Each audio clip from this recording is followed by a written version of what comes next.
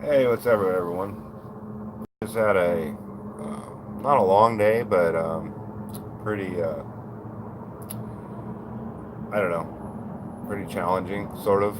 I had headwinds all day long, and my first leg of the trip where I got fuel, I think I burned. Let's see, what did I fill it up with? 20 gallons, and I'd gone 140 miles. That's it for 20 gallons. I was battling headwinds. I had RPMs were about 2,800 2,800 on the engine.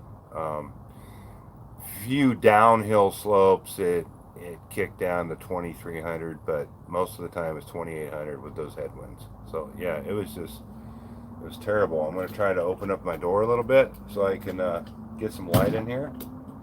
I don't want it all the way open, and I'll explain why in a minute. That's a little better, I think. Anyways, I'm here north of Bakersfield, California. I've stopped at a Flying J. I've selected a spot that's kind of filled with construction equipment. They're doing some work here. So one of the spaces the space I'm parked in, it's one of the spaces that has some material in it. They won't need to get to the material overnight, and a regular truck, semi truck can't park here without running the material over or sticking their nose 10 feet out into the lane. So I kind of picked the worst of the, well, not two evils, but tried to pick a spot that was less inconvenient to other truck drivers. Um, I hate to say it, but they wouldn't afford me the same courtesy. But this isn't parking for you know a SUV and a trailer, cargo trailer. But I looked over at the car section where the RVs are, and I didn't see any real good RV parking over there. So I figured I'd go park over here. So the only thing I'm worried about, and I'm not really worried about it, but it is kind of a concern, is even though I latch my trailer from the inside, on the outside it will appear as if the door is unlocked, right? I mean, the bar will not be in place. So I wouldn't put it past at least one person trying the door to see if they can open it. If that's the worst they do is just kind of tug on it and it doesn't open, then that's great. If they try doing more than that, then that's not so great. Um, I did lock the hasp so they cannot lock me in. Uh, I mean, they can put the bar down and put it like over the lip of the lock, and if I bang on the door real hard, I can get it open. I'm pretty sure. If they really wanted to lock me in, they could. They could put something, they could put something around the bar and the hasp and stuff like that, like a zip tie or whatever. And if that happens, then so be it. It happens. Um, I'm not worried about it because I'm stuck in here with food and water and all the things that I need. Worst case scenario is I pop off the vent and I go up through that. I mean, I can get out if I need to in an emergency. So that's not a problem. So I don't know if you hear all the noise around me. That's all trucks coming and going, and it's kind of a noise I was used to when I was a younger guy driving trucks, and those air brakes just sat right there. I don't mind hearing the trucks. Yeah, it might wake me up in the middle of the night. I'll just go right back to sleep. What I would prefer is, believe it or not, a reefer parking right next to me that was on like continuous, or they probably have produce, and that'll just purr you to sleep. You just, I mean, to me, I used to pull reefers and I had no problem sleeping with that sound. So, anyways, that's what I'm doing, and I'm sure I'm gonna get. I wish I had a camera. I could see what's going on outside because I'm sure I'm gonna get a funny look being sitting in here talking. But anyways, but yeah, it was it was a rough trip with those using that 20 gallons. Um, yeah, 20 gallons, only 140 miles. It was rough.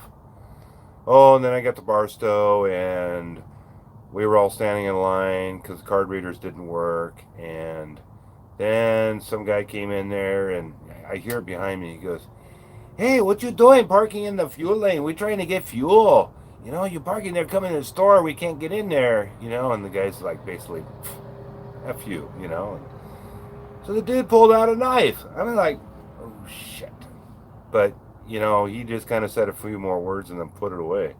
Um, and then I went to the Carl's Jr. and that was kind of, it was okay. You know, nothing exciting happened there, but, you know, it was just, yeah, welcome to California. Anyways, we're sitting here. Iris is in her bed. She's happy to be in her bed. And yeah, that's that. So I don't know who's watching right now. I see two people. There was three at one time, but now there's two. I got one thumbs up. Um, if you're around, say hi. I should check the messages or the chat because I might have missed something. Nope, I didn't miss anything. And now there's one person viewing. But yeah, so it was just a quick update on my travels. I posted a video just a while ago. I tried to post it. I actually did post that from when I left this morning.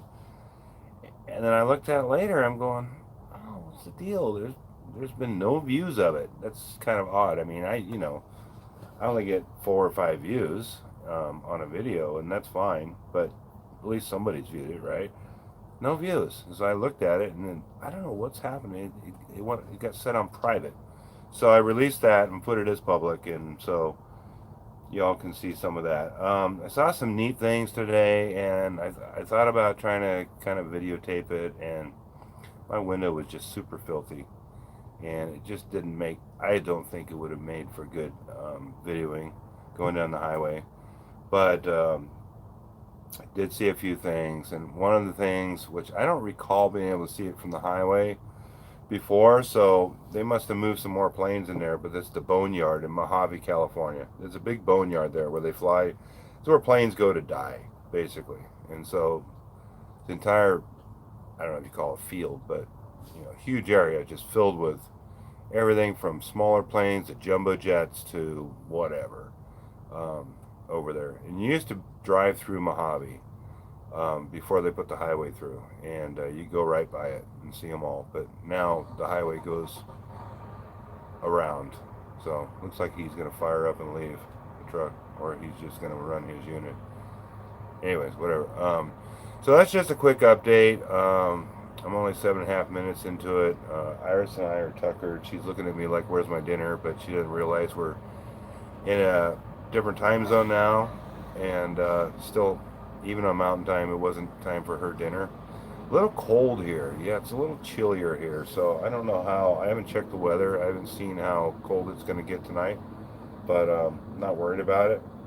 I've got the heater on the main stove going, and I've got the Mr. Buddy heater, and I've only got the door cracked open so I can get some more light in here so you can actually see me. I don't know why you'd want to see me, but so you can see me. So on that note, I'm going to get going. I'm just going to kick back a little bit, lay back a little bit. I'm planning to go to bed early tonight, so hopefully I don't wake up too early, but I got up at 4 this morning, and so I'm sure I'll be ready to go to sleep early. So anyways, thank you all for watching. The live viewers, thank you for swinging on by and viewing, even though you didn't say anything, but you know, that's cool.